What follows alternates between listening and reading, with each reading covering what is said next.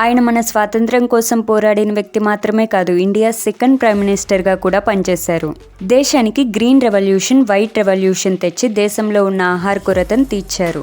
1965 India Pakistan వార్లో మన దేశాన్ని గెలిపించిన లీడర్. శత్రు దేశంతో శాంతి ఒప్పందం కుదుర్చుకోవటానికి వేరే దేశం వెళ్లి అక్కడే చనిపోయినా ఆయన డెత్ పై ఇన్వెస్టిగేషన్ లేదు. ఆ లీడర్ మరెవరో కాదు, లాల్ బహదూర్ శాస్త్రి గారు. ఈ వీడియోలో శాస్త్రి గారి జీవితం గురించి, ఆయన డెత్ మిస్టరీ గురించి పూర్తిగా తెలుసుకుందాం రండి. హలో ఫ్రెండ్స్, లాల్ బహదూర్ శాస్త్రి గారు అక్టోబర్ 2, 1904లో ప్రస్తుత ఉత్తరప్రదేశ్లోని ముఘల్ సరాయ్ అనే స్మాల్ టౌన్లో పుట్టారు. శాస్త్రి గారిది హంబుల్ బ్యాక్గ్రౌండ్. తండ్రి చనిపోవడంతో తల్లితో పాటు వాళ్ళ అమ్మమ్మ గారింట్లోనే పెరిగారు. చిన్నతనం నుండి ఆర్థిక ఇబ్బందులు, జీవితంలో కష్టాలు అనుభవిస్తూ పెరిగిన వ్యక్తి. చదువుకునేటప్పుడు స్వాతంత్ర పోరాటంలో పాల్పంచుకున్నారు.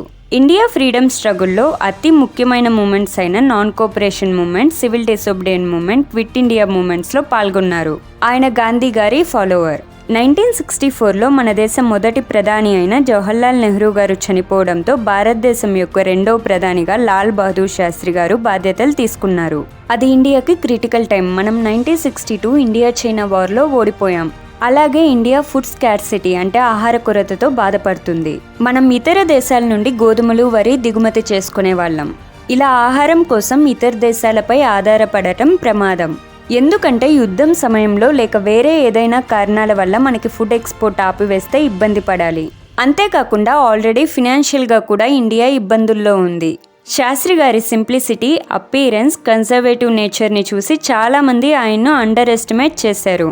కానీ అందరి అంచనాలకు భిన్నంగా 2 సంవత్సరాల పరిపాలనలోనే శాస్త్రి గారు గొప్ప లీడర్ అని ప్రూవ్ చేసుకున్నారు. ఇండియా అనుభవిస్తున్న ఆహార కొరతను తగ్గించడానికి గ్రీన్ రెవల్యూషన్ అంటే హరిత విప్లవం, వైట్ రెవల్యూషన్ అంటే పాల విప్లవం మన దేశంలో వృద్ధి చెందేలా చేశారు. దీనివల్ల ఇండియా ఫుడ్ డెఫిషియెంట్ కంట్రీ నుండి ఫుడ్ సప్లైస్ కంట్రీగా మారింది. ప్రస్తుతం ఇండియా ప్రపంచంలో టాప్ 10 అగ్రి ఎక్స్పోర్ట్ కంట్రీస్లో ఒకటి. ఇండియా సంవత్సరానికి అగ్రికల్చరల్ ఎక్స్పోర్ట్స్ నుండి $50 బిలియన్ రెవెన్యూ సంపాదిస్తుంది. దీనికి కారణం లాల్ బహదూర్ శాస్త్రి గారు వేసిన పునాదులే. 1965 పాకిస్తాన్ కాశ్మీర్ కోసం ఇండియాపై దాడి చేసినప్పుడు శాస్త్రి గారు గాంధీవాది అయినప్పటికీ ఇండియన్ మిలిటరీను ధైర్యంగా లీడ్ చేసి పాకిస్తాన్కు ఎవ్వరూ ఊహించని సమాధానం ఇచ్చారు. ఇండియన్ మిలిటరీ పాకిస్తాన్ ఆక్యుపైడ్ కాశ్మీర్ను దక్కించుకోవడంతో పాటు లాహోర్ వరకు వెళ్ళింది. పరిస్థితి సీరియస్ అవుతుందని యునైటెడ్ నేషన్స్ సీజ్ ఫైర్ ప్రకటించింది. సీజ్ ఫైర్ అంటే 2 దేశాల ఆర్మీస్ ఎక్కడి వాళ్ళో అక్కడే ఉండాలి, ఇంకా ముందుకు వెళ్ళకూడదు. UN సీజ్ ఫైర్ చెప్పకుంటే మనం పూర్తి పాకిస్తాన్ను కంట్రోల్లోకి తెచ్చుకునే వాళ్ళం. 1965 వార్తో ఇండియా మిలిటరీ పవర్ పాకిస్తాన్తో పాటు ప్రపంచానికి తెలిసింది. ఈ యుద్ధంలో పైచేయి మనదైనప్పటికీ ఇండియా శాంతి ఏర్పరచడానికి ప్రయత్నించింది. అందులో భాగంగా పాకిస్తాన్తో శాంతి ఒప్పందం కుదుర్చుకోవటానికి శాస్త్రి గారు టాష్కెంట్ వెళ్లారు. టాష్కెంట్ ప్రస్తుత ఉజ్బెకిస్తాన్ యొక్క క్యాపిటల్. ఉజ్బెకిస్తాన్ ఒకప్పటి సోవియట్ యూనియన్ ఆర్ USSRలో భాగం.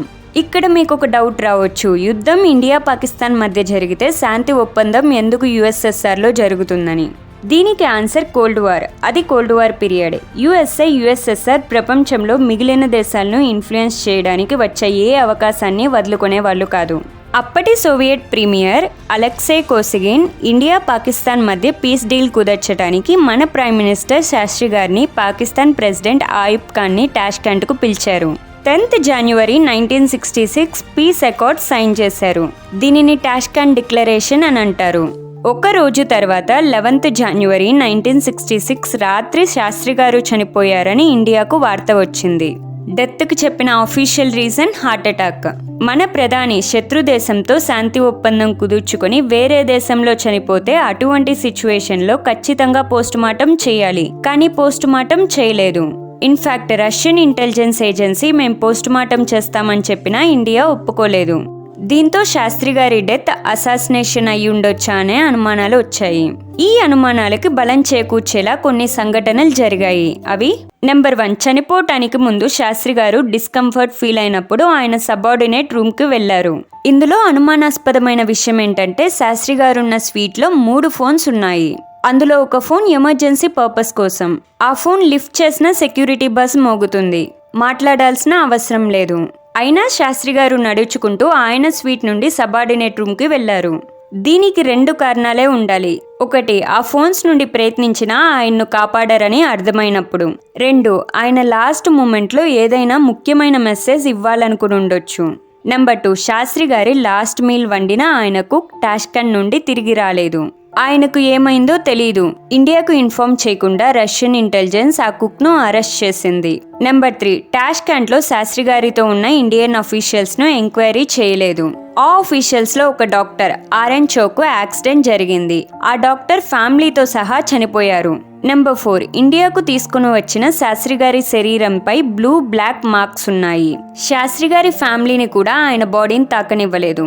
శాస్త్రి గారి భార్య ఆ మార్క్స్ గురించి అడిగితే అవి కనిపించకుండా ఆయన ముఖానికి శాండిల్వుడ్ పేస్ట్ పూశారు.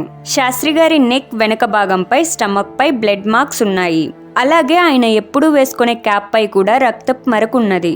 శాస్త్రి గారు పాయిజన్ పెట్టడం వల్లే చనిపోయారనే అనుమానంతో శాస్త్రి గారి ఫ్యామిలీ ఈ కేసు గురించి ఇన్వెస్టిగేషన్ చేయాలని గవర్నమెంట్ను కోరిగా న్యూ ప్రైమ్ మినిస్టర్ ఇందిరాగాంధీ గారు ఇది ఇన్వెస్టిగేట్ చేయవలసిన అవసరం లేదు, శాస్త్రి గారిది న్యాచురల్ డెత్ అని చెప్పారు.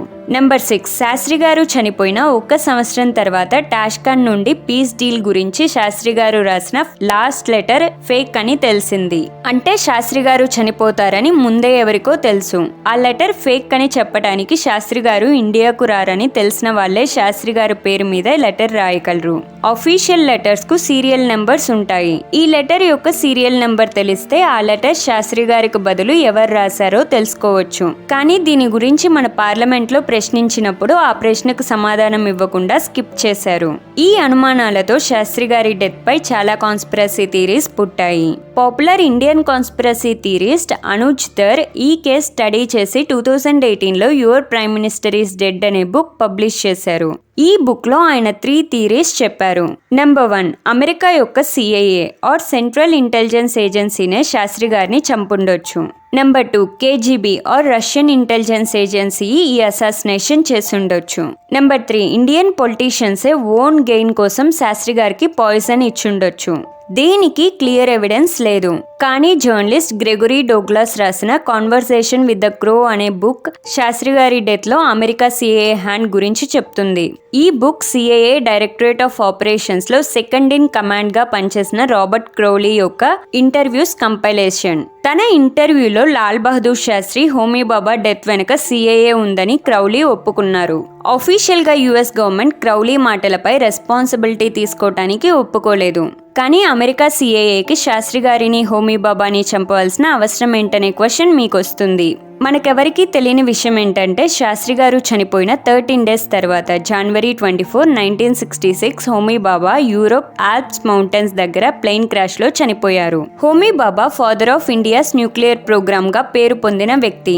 ఇండియా కోసం న్యూక్లియర్ బాంబ్ తయారు చేయటం ఆయన డ్రీమ్. ఆయన చనిపోవటానికి 3 months ముందు ఆయన ఒక రేడియో అడ్రస్ ఇచ్చారు. ఆ అడ్రస్ లో బాబా 18 months లో ఆయన న్యూక్లియర్ బాంబ్ తయారు చేయగలనని, కావాల్సింది గవర్నమెంట్ అప్రూవల్ మాత్రమే అని చెప్పారు. ఇండియా న్యూక్లియర్ బాంబ్ కల దేశం కావటం అమెరికాకు ఇష్టం లేదు.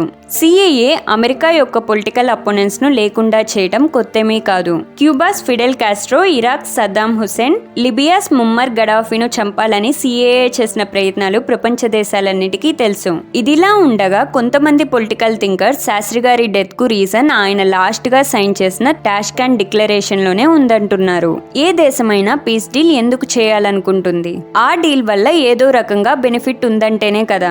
1965 వార్లో మనదే పై చేయి అయినప్పటికీ పీస్ డీల్ లో మనకేమీ బెనిఫిట్ లేకపోగా అన్యాయం జరిగింది. ఈ డీల్ ప్రకారం ఇండియా స్వాధీనంలోకి తెచ్చుకున్న పాకిస్తాన్ ల్యాండ్ ను తిరిగి ఇచ్చేయాలి, పాకిస్తాన్ ఆక్యుపైడ్ కాశ్మీర్ తో సహా. కానీ పాకిస్తాన్ నుండి కాశ్మీర్ సెక్యూరిటీ విషయంలో మనకెటువంటి అష్యూరెన్స్ లేదు. ఇప్పటికీ ఇండియా కాశ్మీర్ విషయంలో పాకిస్తాన్ వల్ల ఇబ్బంది పడుతూనే ఉంది. ఇండియాకు డెట్రిమెంటల్ అయిన ఒక పీస్ డీల్ ను శాస్త్రి గారి లాంటి ఫైటర్ ఎందుకు సైన్ చేస్తారు? శాస్త్రి గారు ప్రెషర్ వల్లే టాష్కెంట్ డిక్లరేషన్ సైన్ చేశారని, ఇండియాకు వచ్చిన తర్వాత దీన్ని రివీల్ చేయాలనుకున్నారని, తమ డెసిషన్ ను వ్యతిరేకించినందుకు రష్యన్ ఇంటెలిజెన్సే శాస్త్రి గారిని చంపారని, ఆయన చనిపోవటం వల్ల టాష్కెంట్ అకార్డ్ కు శాంక్టిటీ వచ్చిందని నమ్మేవాళ్ళు లేకపోలేదు. శాస్త్రి గారి డెత్ వెనక నిజమేంటో తెలుసుకోవాలని అనూజ్ ధర్ శాస్త్రి గారి అఫీషియల్ డెత్ రికార్డ్స్ ఇవ్వాలని రైట్ టు ఇన్ఫర్మేషన్ యాక్ట్ కింద ఇండియన్ గవర్నమెంట్ ను రిక్వెస్ట్ చేశారు. దీనికి government international relations maintain maintain చేయడానికి ఈ కాన్ఫిడెన్షియల్ రికార్డ్స్ ఇవ్వలేమని రిప్లై ఇచ్చింది. ఇంటర్నేషనల్ రిలేషన్స్ కి ఇబ్బంది తెచ్చేలా ఆ డాక్యుమెంట్స్ లో ఏముంది? ఇంతకీ గవర్నమెంట్ ఏ కంట్రీతో ఉన్న రిలేషన్స్ గురించి చెప్తుందో తెలీదు. శాస్త్రి గారు ప్రైమ్ మినిస్టర్ గా ఉన్నది 2 సంవత్సరాలు మాత్రమే, 1964 నుండి 1966 వరకు. కానీ 2 సంవత్సరాల్లోనే ఇండియా గ్రోత్ డెవలప్మెంట్ లో చెరపలేని ముద్ర వేశారు. ఇండియా స్వాతంత్రం కోసం పోరాడి ఇండియా ప్రైమ్ మినిస్టర్ గా పనిచేసిన వ్యక్తి డెత్ వెనుక రీజన్ ఇండియన్స్ కు తెలీదు. గవర్నమెంట్స్ మారుతున్నాయి, కానీ అన్ని గవర్నమెంట్స్ ఆయన డెత్ రికార్డ్స్ ను డీక్లాసిఫై చేయకుండా కాన్ఫిడెన్షియల్ గానే ఉంచుతున్నారు. ఇది శాస్త్రి గారికి, ఆయన కుటుంబానికే కాదు, ఇండియాకు జరిగిన ఇంజస్టిస్. మన దేశం కోసం ప్రాణాలు కోల్పోయిన గొప్ప లీడర్ గురించి ప్రస్తుత కాలంలో చాలా మంది యువతకు తెలియకపోవడం ట్రూలీ అన్ఫార్చునేట్. మీలో ఎవరైనా శాస్త్రి గారి డెత్ గురించి ఇంకా తెలుసుకోవాలనుకుంటే 2018లో పబ్లిష్ అయిన your prime minister is dead అనే బుక్ చదవండి, లేదా 2019లో రిలీజ్ అయిన ది టాష్కెంట్ ఫైల్స్ అనే మూవీ చూడండి. Thanks for watching. వీడియో నచ్చితే లైక్ చేసి షేర్ చేయండి. ఇలాంటి ఇన్ఫర్మేటివ్ వీడియోస్ కోసం ఛానల్ని సబ్స్క్రైబ్ చేసుకోండి. మీ ఒపీనియన్స్ని, మీకు తెలిసిన ఎక్స్ట్రా ఇన్ఫర్మేషన్ని కామెంట్ చేయండి. Follow me on Instagram for more updates. My name is Vinila and have a nice day.